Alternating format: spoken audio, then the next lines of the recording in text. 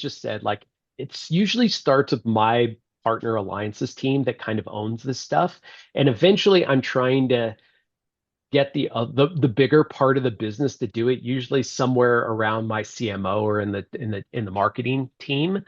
But it's not hard to find people in your own company and find out who owns our website, who owns SEO, who's driving keywords, what are we buying, you know, keywords. But I always shoot for like, hey, this is something quarterly, whether it's just a calendar reminder for me to just say like, hey, did anything really change? Did we release a new product? Did we update our pricing? And then, just at least a cadence that we at least know that there's not going to be too wide of a gap between what we're selling and what we talk about our product. And then obviously what our marketplace listings trail. Any other thoughts, or Andrew, have you seen anything, or Vinod, have you seen best practices? You've worked with some of the biggest, ISVs in the market, right? I think when you have what you said is kind of music to my ears, having somebody who does this on a regular basis. Because we see some products that are years out of Yeah, date, and it's like, why? You're yeah, you're you're basically giving yourself a bad name. So I think, yeah, yeah. that's what I would strongly recommend following Michael's playbook here. And you might have a couple listings. So we have both like an enterprise private offer path, and we also have a PLG path.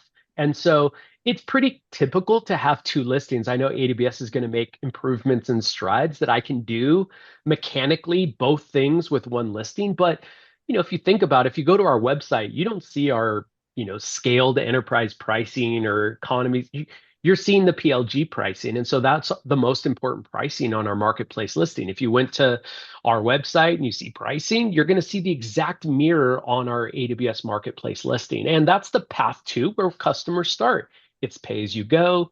So those are the prices that we like to. Actually, the enterprise pricing and like our software, like that's kind of irrelevant. People don't buy that way. So really our PLG listing, that's the one that I really think about.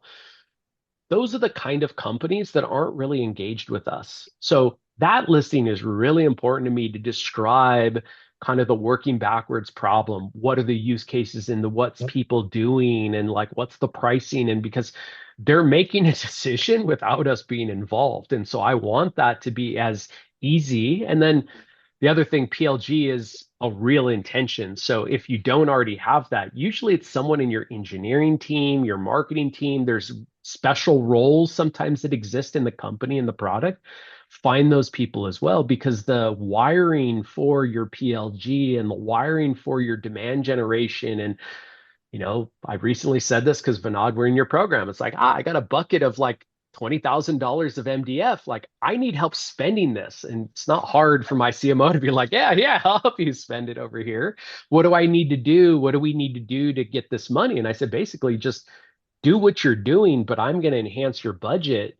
But, the pathway is the call to action is I want us to make sure that customers know and can buy us and get started on the AWS marketplace. So I'm not really changing your sales process, your pipeline messaging, almost nothing. I'm just trying to make sure that the call to action is get started here on marketplace.